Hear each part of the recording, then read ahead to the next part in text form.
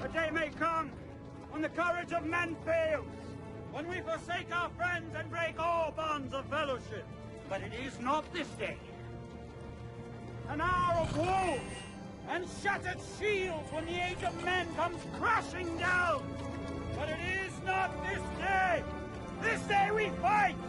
By all that you hold dear on this good earth, I bid you stand! Men of the West!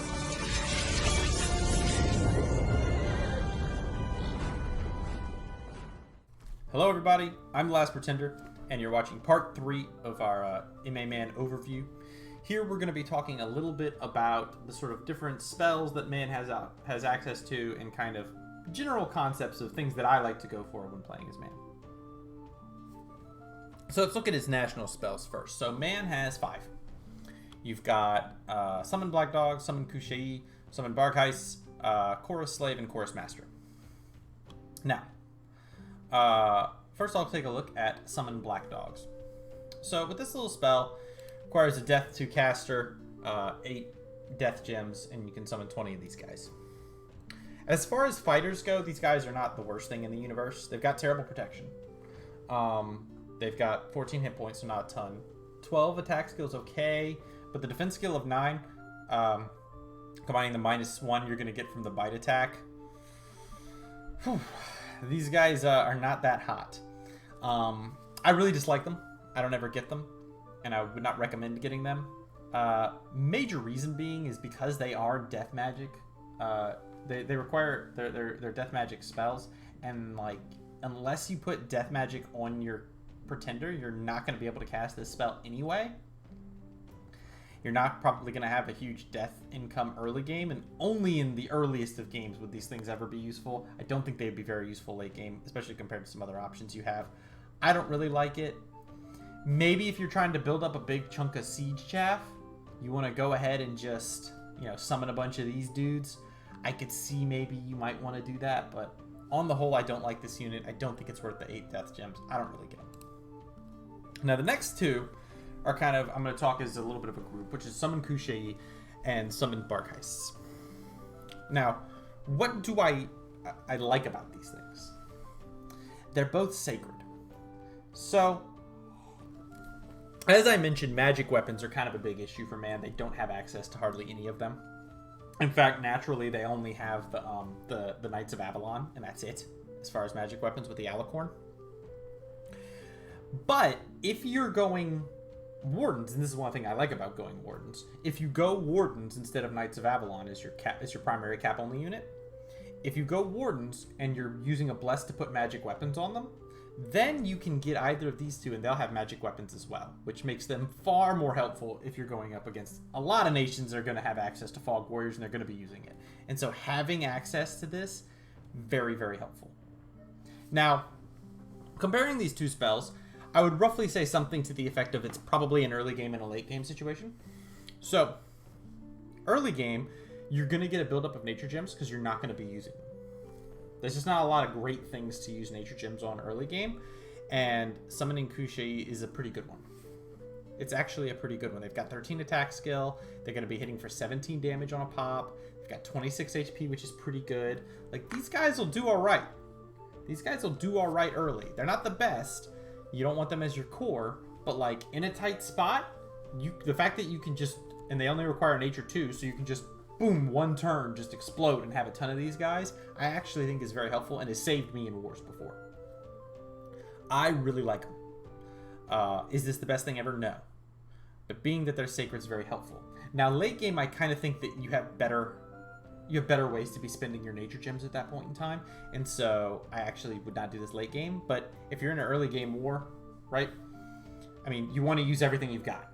Throw the whole kitchen sink at them, and this is a good way to convert magic gems that are building up in your stockpile into actual power on the battlefield. So I actually rather like them for that. Barkheists are a similar story, but they require death gems and such. Now, you don't have as many death mages. These guys are very good. They've got a little more HP, a little less protection. They hit 18 damage on a lick. They also have a venom aspect to their attack, so if your opponent does not have poison resistance, this can actually be quite strong as well. as it is armor negating. Pretty good. Pretty good unit. Again, it's a similar kind of deal. Having the dark vision can come in handy depending on what kind of spells you want to cast on the battlefield or what your opponent's doing. Again, a sacred unit, so having magic weapons on these guys is pretty good. I actually really like them. I'm not saying that I would make them as a mainstay, but if I was going to war against an air nation and I knew they were going to be spamming, fog warriors in every major battle, having a lot of these dudes that have magic weapons attacks is a very helpful thing. Very helpful. And presuming that you're going to be casting similar such spells to protect your guys, this can do quite a lot. These guys can do quite a lot of work. They've got good morale on them. I really like them. Again, both of these, it's under the caveat that you've got magic weapons. I would not express a stronger bless as MA man personally. I don't think it's very good to do so. I would not get anything more realistically than just like one bless effect or something like that, because I think the design points are better spent elsewhere. But if you've got magic weapons because you're going with the Wardens, this is pretty good. I think those two units are actually a little underrated and pretty good. They're not great. They're not phenomenal, but they can be that little extra push that you might need. So that's those summons. Those are the national summons. Let's go ahead and talk about this big national spell right here, which is kind of the most important thing about them. Chorus Slave and Chorus Master. So this is how you form your nature communions, basically. I already talked about this a good bit whenever we're talking about our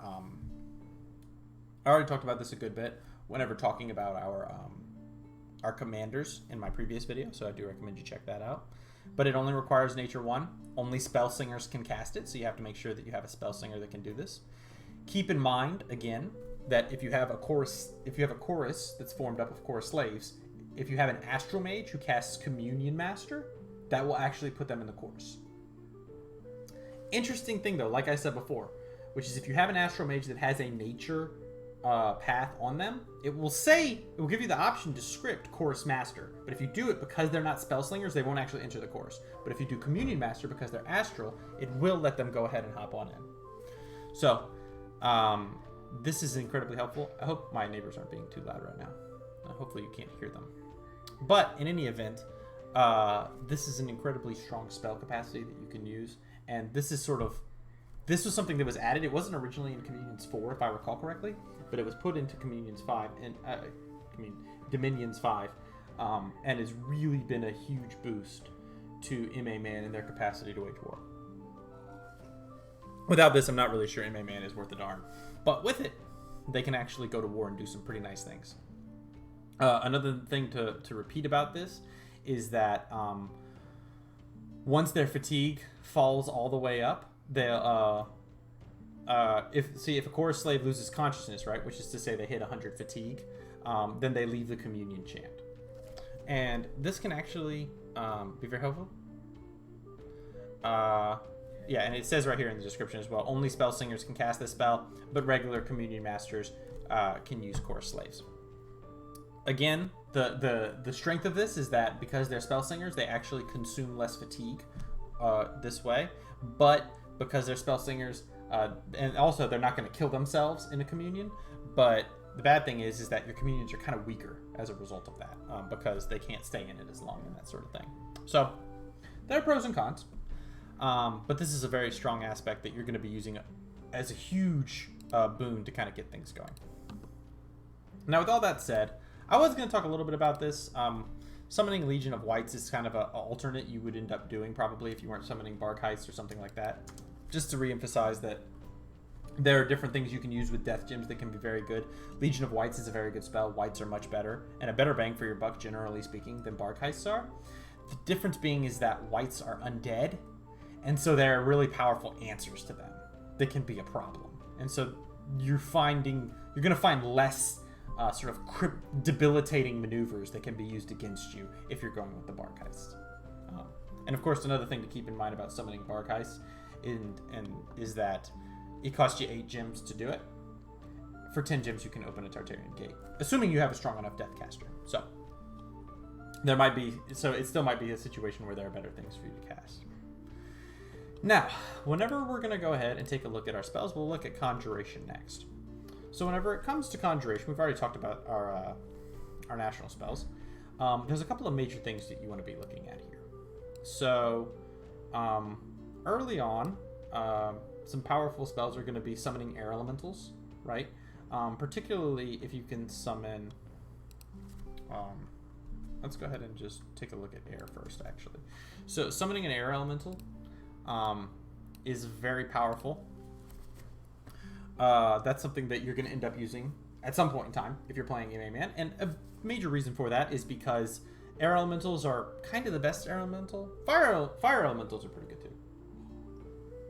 Depending on the circumstance, one can be better than the other. But one of the really helpful things about air elementals is that they have a capacity to do trample damage. They have the trample ability, and because they're size 6, that means they can trample a lot of things. And so if you end up getting stuck in combat against a super combatant or against a thug, that of which is smaller than size 6, air elementals will just run them over and kill them. I mean, it is really devastating, and it can cause a lot of problems for a lot of different enemies. So having a size 6 air elemental can be very helpful. So that's a big spell you want to have on the back burner. What's another good one? Casting Storm, which is an evocation spell combined with Summon Storm Power, is how you get a +1 to your air magic during the battle. That can be very useful as well to kind of help climb up the track there. What's another good conjuration spell worth keeping in mind? There was a time when Killer Mantis used to have magic weapons. Do they still do that? I actually think they don't. I think this used to be magic. I thought the Mantis Claw used to be a magic weapon attack, but I don't think it is anymore. I think they nerfed that. Maybe I'm wrong. Howl is a spell that's a pretty potent conjuration spell. This allows you, whenever you cast this spell, basically you're going to summon a whole bunch of dogs. Wolves are going to come and fight, particularly helpful at harrying the back line of your enemy and getting at his mages and that sort of thing. I don't love this spell. And the reason I don't love it is it doesn't do a ton. It does consume a lot of fatigue, which is kind of something you want to keep in mind when looking at your communions. Or I guess your choruses, as the case may be. And there's certain issues I have with them when it comes to overlapping spells. So as you move further into the late game, you want to have spellcasters overlapping. So that way, if something bad happens, you can still get the spell off. So a great example is Mass Regeneration. Let's say turn 1, you have a Nature 3 guy who's going to just shell out some Nature Gems and cast Mass Regeneration. Awesome. Now your entire army has Mass Regeneration. But a common move to make is to have another guy in a turn or two also cast Mass Regeneration. So that way, if something happens to that first guy, or let's say hypothetically, my neighbors are so loud. Let's say hypothetically you had somebody like a thug or you had a super combatant or something try to kind of gym bait you and show up, and or you had to fight 2 battles in one turn.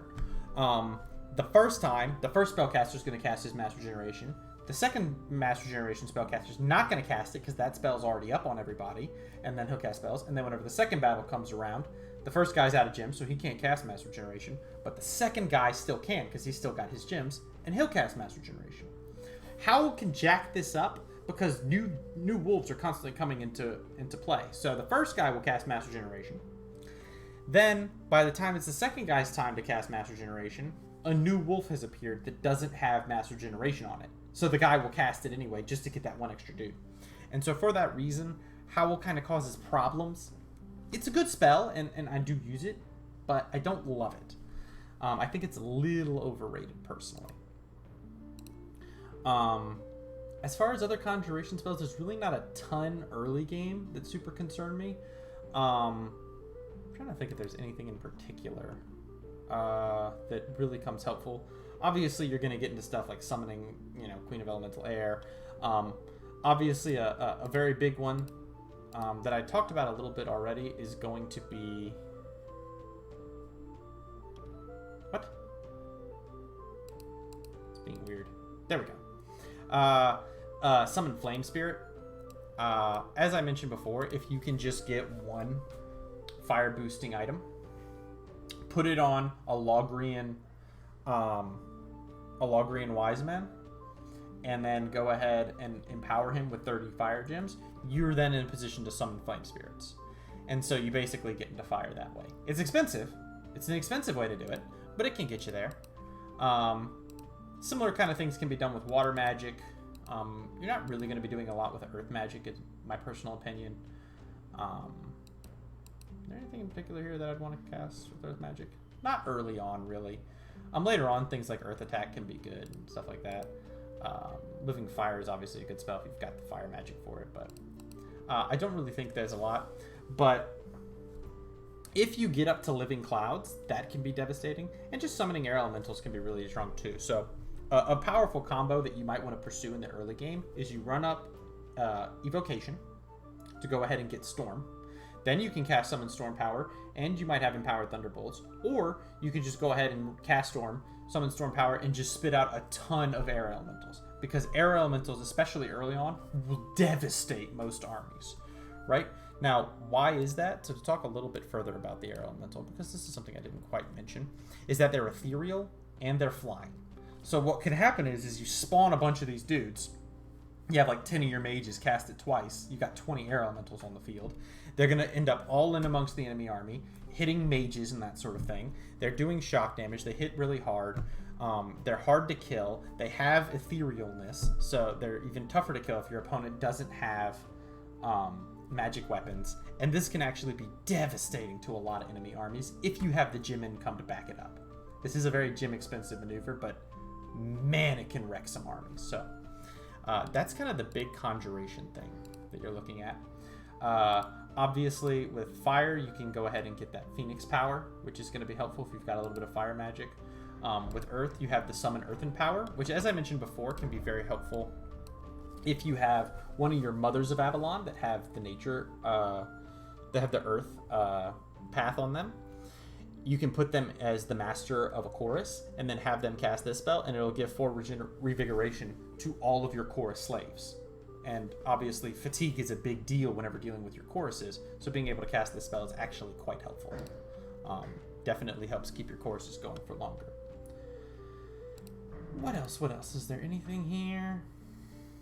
That's really it as far as conjuration goes. Moving along to alteration. I might have skipped something, but I'm trying to and hit big points and not make this video 4 hours long. Alteration. There's a couple of major things you're going to be looking at. Obviously, Wooden Warriors and Mass Protection are very big spells. Being able to pump up your natural protection to 10 is really helpful, particularly for a lot of your units, like your knights and stuff. That can be huge. Being able to cast Mother Oak is often an early game target that you're going to be looking at as a main man. And actually a very achievable target, right? The way you would do it is you would try to go ahead and recruit a Nature 4 Crone of Avalon, and then just give her a Thistle Mace. Boom, you can cast Mother Oak. You actually have pretty good access to be able to do this. And so this is something that, if you haven't had to spew your nature gems on something else like Kushei, this is a good thing to commit that towards. Army of Giants is honestly not a bad spell. It gives you like that pump up to 3 damage of strength, which can be a game changer. 30% HP is of course nice. The increase in size is really not that grand, but big important thing you can do with alteration is you can cast Swarm and you can cast Creeping Doom. Now obviously these are just powerful spells they're really good at fighting small forces, right? Swarm and Creeping Doom are going to send a whole bunch of little bugs. They're going to do poison damage to everything.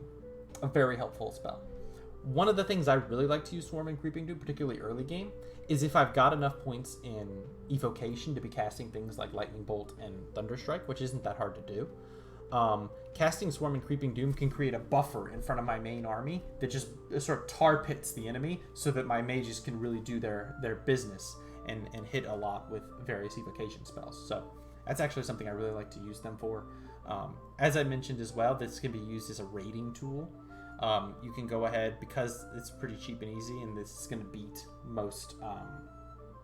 this is going to beat pretty handily most province defenses that are only going to be 6 points. You can send a couple mages out with a nature gem, and they can just spam out Swarm and or Creeping Doom, as the case may be, and just take those provinces. So pretty helpful stuff. One of the nice things about these as well is that we're using the mod Lucid's. I guess it doesn't matter actually, so never mind that. We are using Lucid's improved AI mod, but one of the nice things about this is that the AI actually highly values Swarm and Creeping Doom. And so if you're afraid of assassins, loading up all your mages with just one nature magic gem, just one nature gem, makes it way harder on assassins to get in there, because you're going to be spamming out Swarm and Creeping Doom, and you'll kill assassins this way. So this is actually a very useful tool for that. Like I said, Alteration is kind of a big one, because you do have the Wooden Warriors, you've got the Mother Oak, you've got Mass Protection. One spell that I think is underlooked a lot is Curse of the Frog Prince. So, Curse of the Frog Prince, what it does is it turns an enemy unit into a sucky frog. Its magic resist negates, so you know, not bad. 13, I believe, is what it is.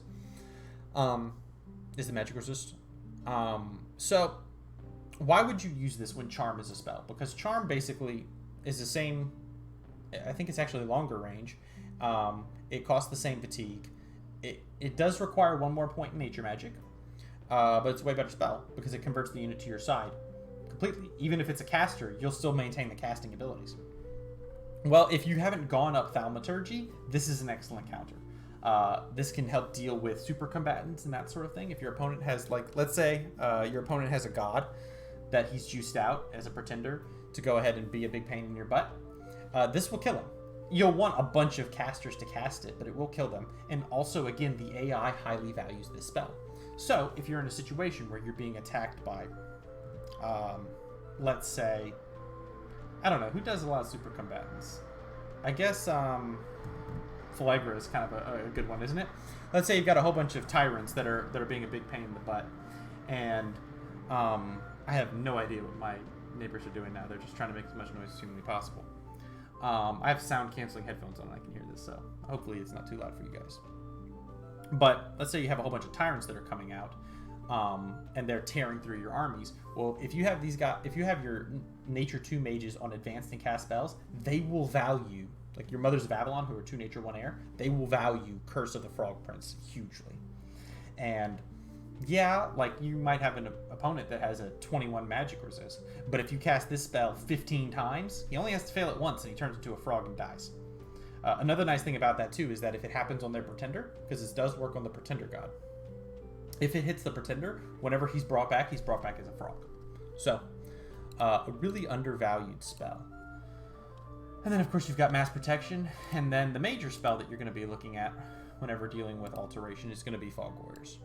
This is sort of your mid-game mighty power spike.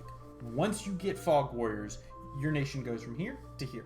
It is a huge boon, and this is kind of your biggest magic goal, I would almost say. I would almost say that this is the most important magical goal that you will be pursuing, because once you get this, your nation becomes so much stronger. And so, hunting down Fog Warriors is just awesome. So, now, that doesn't mean that you should just go into Alteration right away. You might need to do other things like Conjuration, like Evocation, to stave off getting killed in an early war. But this is a mid-game goal that you're aiming for that makes your armies super strong. Especially if your opponent is like you and doesn't have a lot of access to magic weapons. So, is there anything else that I particularly care about with Alteration? I don't think so. Let me double check real quick. I don't really think so. Army of Giants is okay. Late game, obviously, Army of Gold and Army of Lead. If you can get the Earth gems up, it's going to be a huge thing. But that's true for every nation, so I'm not going to fiddle too much with that, because basically, as you move into the late game, every nation should basically have a plan to try and get into some diverse magical capacity. Now, Evocation is pretty interesting. There's quite a few things that you can get with Evocation. Eagle Eyes is very helpful, right? Eagle Eyes can be... I don't know why it's not letting me choose Eagle Eyes. I'm going to try this again. Okay. Eagle Eyes. Wait, Eagle Eyes is enchantment, isn't it? I don't know. Let's take a look here. Dude, this site is flipping out on me. Yeah, Eagle Eyes is enchantment, I believe. Whenever it comes to evocation, there's not a lot of great earth spells, nature spells. Breath of the Dragon is actually not bad. I've actually used this to pretty good success. If you have mages that of which do not have the air magic in order to cast things like Thunderbolt and Thunderstrike and stuff, being that it only requires evocation 4, Breath of the Dragon's very good, especially if you do like I mentioned earlier and create that wall with Creeping Dooms or with Swarm, right? You have like 5 or 6 mages up front casting Swarm, and then you have 4 or 5 mages behind them shelling the opponent with Breath of the Dragon. You're going to do a lot of damage to people who are not prepared for it early game. And so this is actually quite a powerful spell whenever dealing with large armies. So I actually really like this spell. Poison Cloud is a similar kind of story. Basically, it's going to function the exact same way as Breath of the Dragon, though I think probably a little bit better, just because it's got that nice area effect, and it's not going to be spraying sporadically all over the place, but I actually like both of them. They're both good spells. Particularly good at dealing with elves. If you're fighting against elves who do not have poison resist, pretty darn good. I don't really use anything else with this. I will say I have used Sleep Cloud to deal with elves early game. This is actually a pretty good anti-elf measure. I actually rather like this spell.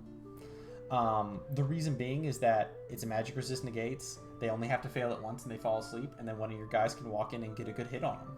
Knock off their glamour, and now you can actually fight them. They might fall asleep again. I actually really like Sleep Cloud. It'll affect some of your guys too, but presuming that you're fighting elves specifically, this is whenever I use this, or in certain instances when going up against certain sacred units that are predicated on skills, right? That are defense skill or attack skill oriented that makes them hard to kill. Sleep Cloud is actually very effective for that, so I actually really like it for that as well. Storm of Thorns is kind of a late game spell. It's kind of a weird one, so it does 15 damage, which is pretty good. I don't really worry so much about the entangled effect. The 15 damage is what you're looking at. It's 15 piercing damage. It is a magic weapon attack, which is quite useful. I like that. That's really all I have to say about that. It's helpful if you want to pop a lot of, like I said, a lot of Fog Warriors and stuff. The problem with it is that it is stopped by Aerofend. So I think it's really not that great later on, and you'd rather be doing something like Cast Charm or something probably. So, looking at your air evocation, there's a couple of major things you're going to be looking for early game. Storm is really good, right? Especially if you have a level 3 Crone, she can cast it right away. And you're going to be looking at your major spells of Lightning Bolt and Thunderstrike. These are very good spells. I actually think that Lightning Orb is quite good as well. I've actually used Lightning Orb to quite strong success when going up against units like, let's say you're going up against Niflheim or Niflheim, however you say it, the giants that have susceptibility to shock damage. Using Lightning Orb can be really good against really large, chunky armies. Against a little bit meatier armies, like armies that have a lot of chaff and stuff. Against armies that have a little bit more elites, you're going to be better off going with Thunderstrike. And because it hits like a monster truck at 26 damage, it is good for the whole game. It is good for the whole game, Thunderstrike. In fact, late game, it's one of the best ways to deal with a lot of problems that you're going to end up running into. Because there's just, unless they are commanders who are juiced up with items and such, there's nothing that's going to have enough shock resist to deal with the 26 damage output that you can put with this. So that's a really powerful spell. Other than that, I think that basically covers your evocation. Let's go ahead and hop on over to construction. Construction is coming down to different items that you can make, so I'm not going to go too much into that. Enchantment is an interesting spell class. So you've got Aerofend, which is a huge deal.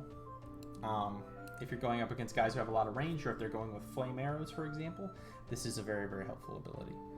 It lets you have access to Cloud Trapeze, which, as I said before, can be devastating if you're fighting off thugs or something. And you have that in combination with summoning air elementals. Mass Flight is a very powerful spell, right? That can help you get into the enemy backline and get in and amongst them and fight amongst their mages. That's a very strong thing.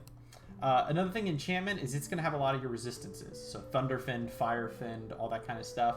You're going to be seeing that in the enchantment tree, so you're going to need this late game. and you may want it earlier game depending on the situation.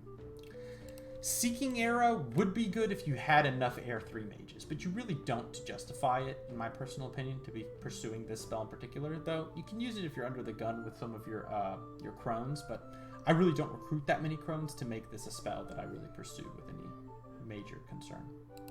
Trade Wind's a spell I never mess with. I always value my air gems a little too much to be using it for Trade Wind, but maybe that's a mistake on my part. Now, looking at enchantment, there's a couple of major spells that we're going to be looking at here whenever it comes to nature. So those spells are... I'm going to have to go ahead and do this. So the first and most obvious one is Foul Vapors at Enchantment 5, a very strong spell. And if you can get all the way up to Enchantment 7, you're going to have access to Relief and Serpent's Blessing, which are very good spells. Why is this all jacked up? Like, no. There we go. I don't know why I was being weird. So those are very, very good spells. And then at Enchantment 8, you can get Master Generation. So Enchantment's actually a very good spell category as well. I kind of like... Alterations I think is the biggest one with Fog Warriors, but like if you have Fog Warriors, having Relief and Mass Generation cast on top of that makes your army very beefy. Also, being able to cast Foul Vapors pretty easily along with Serpent's Blessing means that you have another sort of angle to kind of come at your opponent and do some damage. So I really like this as well. Is there anything else that particularly interests me? I don't know why it keeps doing this. Relief is a good spell, obviously. It's helpful if you're dealing with undead that are going to cast Rigor Mortis and stuff like that. Gift of Health can be a good spell late game. Gift of Nature's Bounty can be sort of an end game spell as well you might be looking at.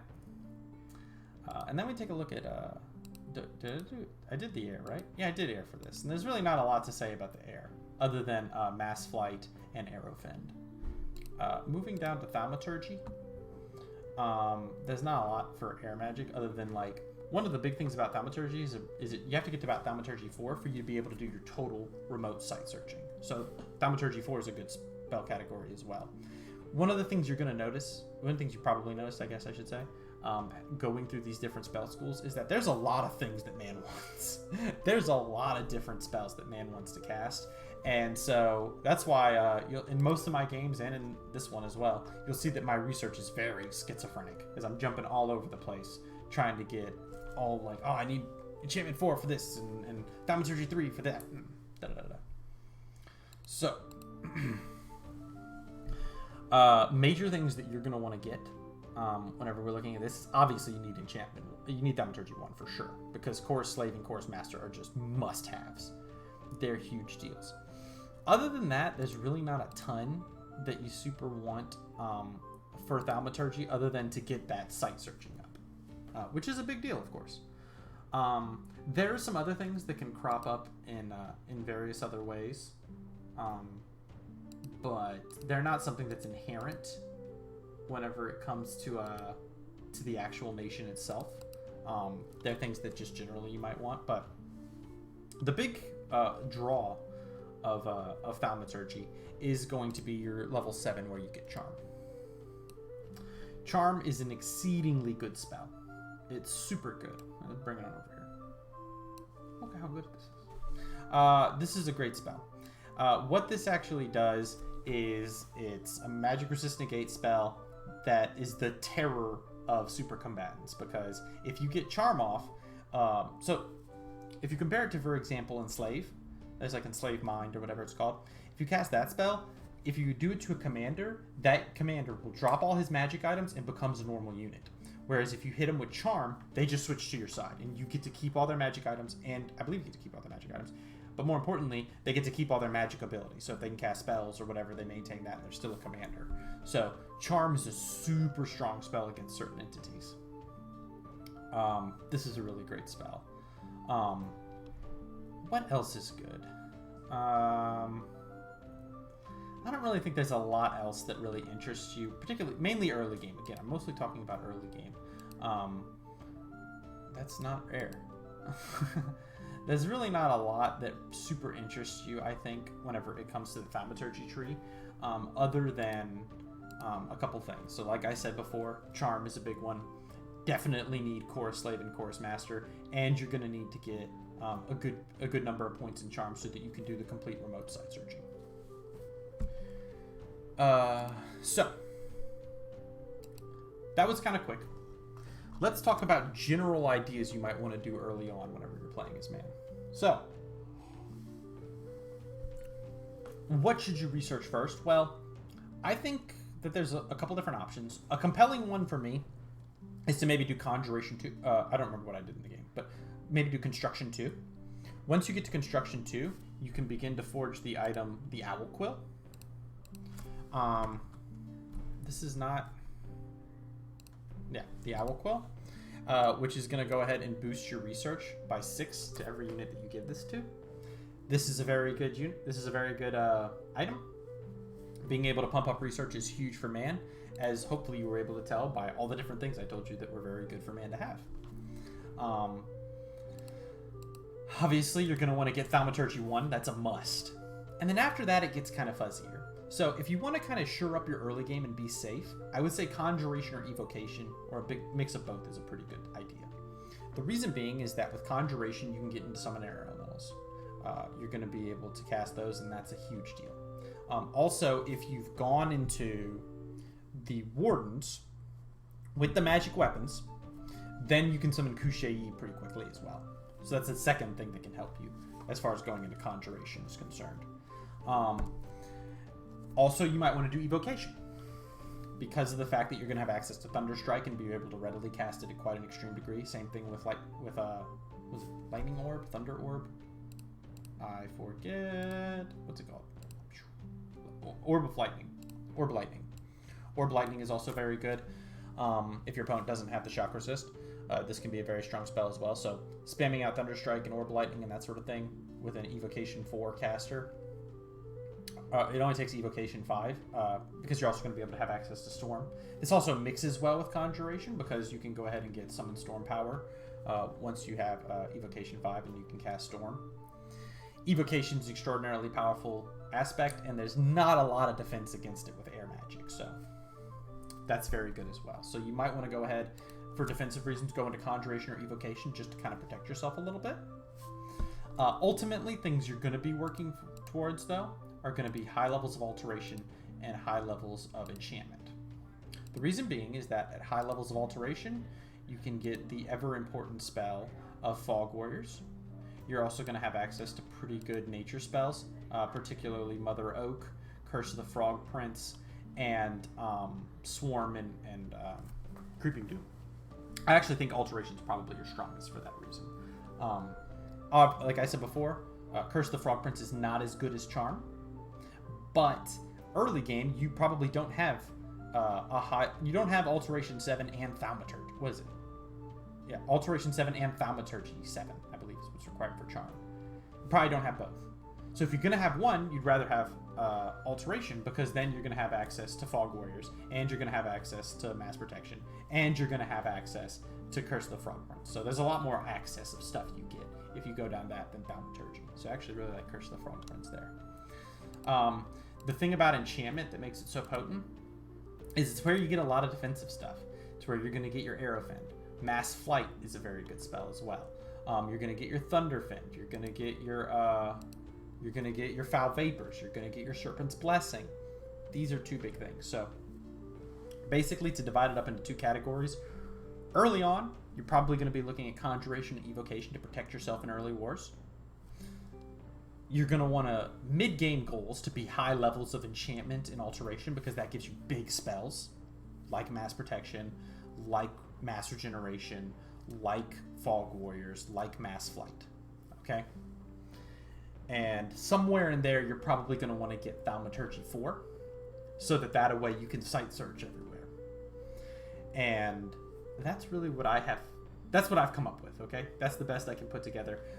As I said before, whenever it comes to late game, presuming that you've set yourself up to try and have a high degree of magic diversity, you're going to want to get research and everything and have all kinds of points and do all kinds of stuff, because the more magic you have, the better you're going to be. And at that point in time, I kind of feel like being MA man is less important than just what's good and what is your gem income. So Yeah, that's really all I got to say. Early game, I like construction too, so you can get that research going.